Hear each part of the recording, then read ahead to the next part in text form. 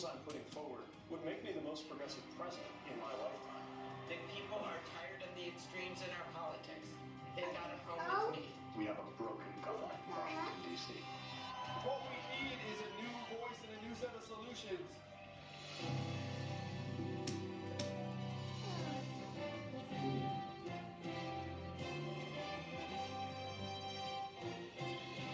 This is the PBS NewsHour Politico-Democratic Debate.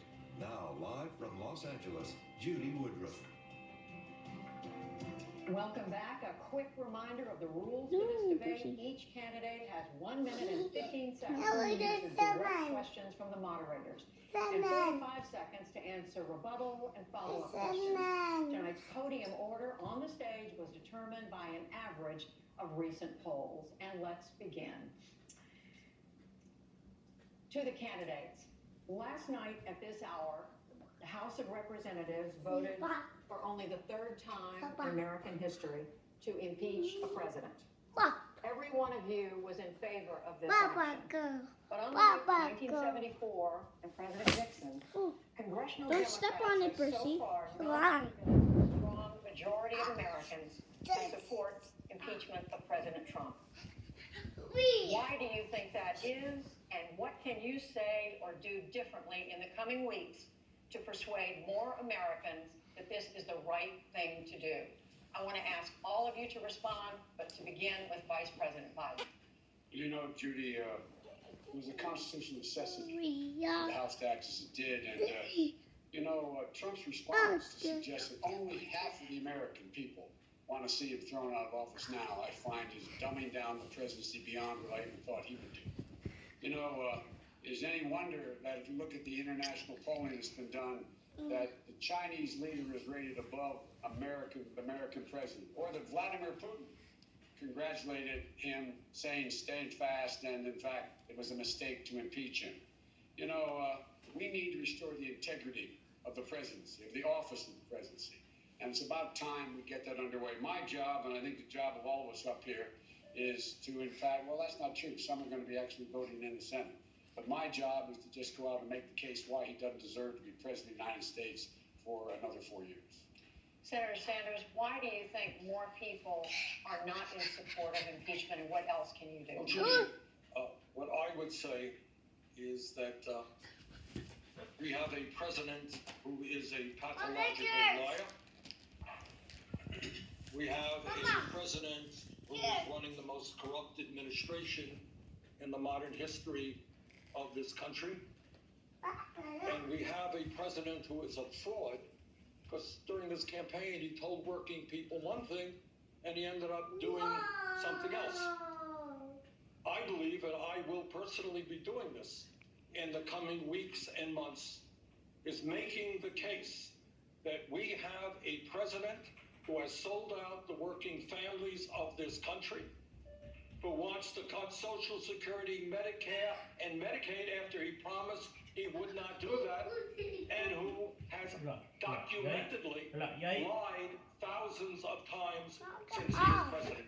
And the case to be made is, certainly I disagree with Trump on virtually all of his policies. But what conservatives, I think, understand is that we cannot have a president with that temperament who is dishonoring the presidency of the United States. Senator Warren, why do you think more Americans don't agree that this is the right thing to do, and what more can you say? So I see this as a constitutional moment. Last night, the president was impeached, and everyone now in the Senate has taken a constitutional oath to uphold our Constitution, and that doesn't mean loyalty to an individual. It doesn't mean loyalty to a political party. It means loyalty to our country, and that vote will play out over the next several weeks.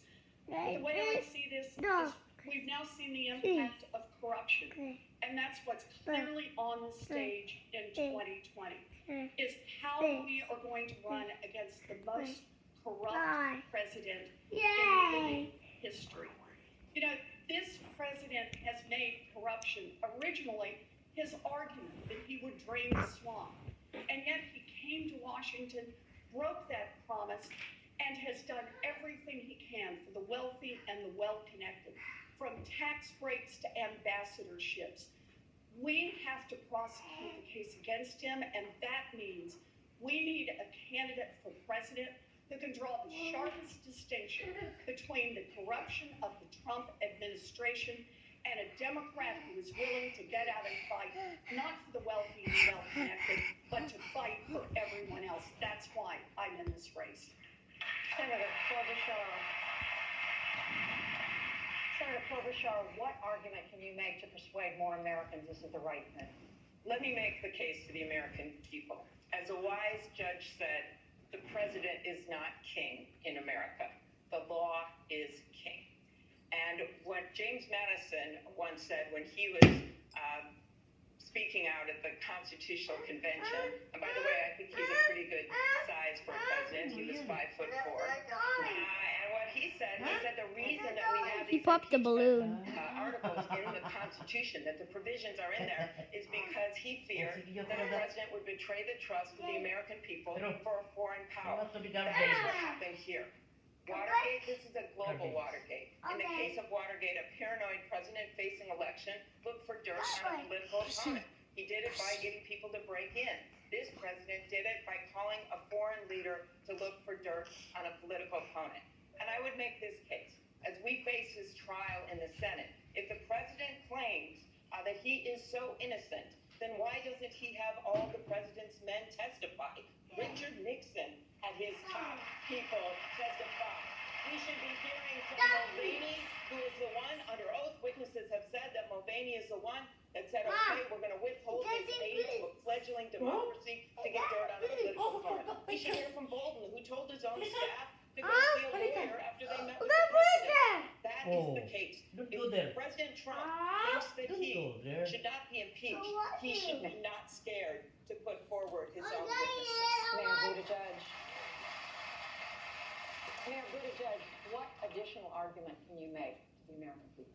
At the end of the day, this is beyond public opinion. This is beyond polls. This is beyond politics.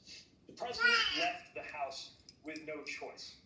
And I think a lot of us are watching this process, watching Washington go through the motions, and not expecting much but a foregone conclusion when it gets to the Senate. But we cannot give in to that sense of helplessness, because that's what they want. They want us to be taken in by that cynicism where we give up on the process altogether. Meanwhile, their allies are laughing all the way to the bank as we see policies that let giant corporations, some of which made billions in profits, pay not just zero, but as we recently learned, negative taxes. All while they block policies that would actually boost wages for working Americans. But here's the good news. It's up to us. No matter what happens in the Senate, it is up to us in 2020. This is our chance to refuse to be taken in by the helplessness, to refuse and reject the cynicism. That is what this presidential election is about. It is what my campaign is about. Our opportunity in 2020, no matter what happens in Washington, as a country, to change the course of this nation for the better. Mr. Yang, what more? Come over here. Mr. Yang, what more can you say? I'm sorry, Mr. Steyer. I'm sorry. Well, let me remind everyone that I'm the person who started the need to impeach movement over 2 years ago. Because I believe what counts here is actually the American people's opinion. Over 8.5 million signed that petition and dragged Washington into the idea that actually the most corrupt president in American history. It's not a question of political expediency. It's not a question of political tactics. It's a question of right and wrong. So now when we look at what's going on, I actually agree with Senator Klobuchar. The question here is,